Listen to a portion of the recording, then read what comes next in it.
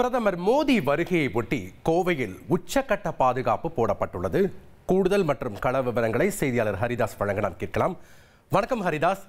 பிரதமர் மோடி வருகையை ஒட்டி அங்கு என்னென்ன சிறப்பு ஏற்பாடுகள் செய்யப்பட்டிருக்கு, அவரை வரவேற்க யாரெல்லாம் வர இருக்காங்க, அங்க இருக்கக்கூடிய கள விவரங்களை பதிவு பண்ணுங்க.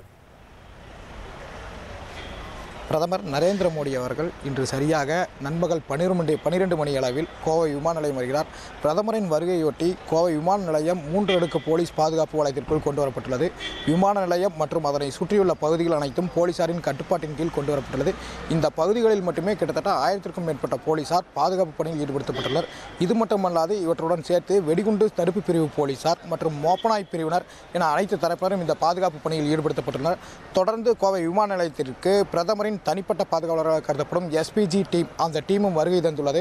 அவர்கள் தற்போது விமான நிலையத்தில் மேற்கொள்ளப்பட்டு வரும் பாதுகாப்பு பணிகள், அதேபோல் அங்கு எவ்வாறு அடுத்த கட்ட பணிகளை மேற்கொள்ள வேண்டும் என்பது குறித்தெல்லாம் இங்கு இருக்கக்கூடிய உயர் அதிகாரிகளுடன் ஆலோசனை மேற்கொண்டு வருகின்றனர். மேலும் குறிப்பாக கோவை விமான நிலையத்தில் நிறுத்தி வைக்கப்பட்டிருக்கக்கூடிய கார்கள் மற்றும் 2 சக்கர வாகனங்கள் என அனைத்தும் இந்த பார்க்கிங் பகுதியிலிருந்து அப்புறப்படுத்தப்பட்டு இந்த பார்க்கிங் பகுதி வெறிச்சோடி காணப்படும் சூழ்நிலையை காணப்படுகிறது.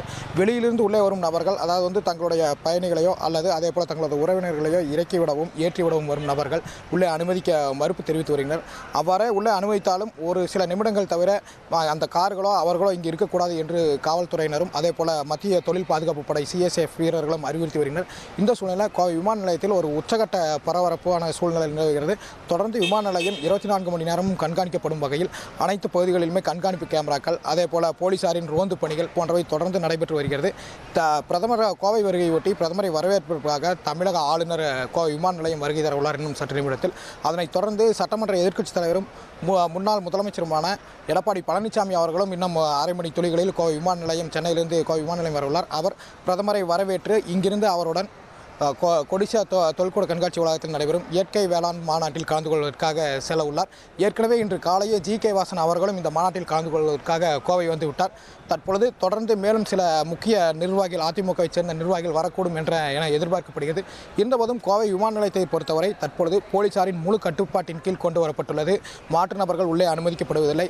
அதேபோல உள்ளே சந்தேகப்படும்படியாக நபர்கள் இருந்தால் அவர்களிடம் விசாரணை மேற்கொள்வது, மேலும் தேவையின்றி சுற்றித் திரியும் நபர்களை இங்கிருந்து விமான நிலையத்திலிருந்து வெளியே அப்புறப்படுத்துவது போன்ற பணிகளை தொடர்ந்து போலீசார் செய்து வருகின்றனர். மேலும் விமானத்திற்குள்ளே வரும் வாகனங்கள் மெட்டல் டிடெக்டர் உதவியுடன் சோதனை செய்யப்பட்ட பின்னரே பயணிகளை ஏற்றிச் செல்லவும் இறக்கிவிடவும் அனுமதிக்கப்படுகின்றனர். மேலும் வாடகை வாகனங்களானது உள்ளே முற்றிலுமாக அனுமதிக்கப்படுவதில்லை.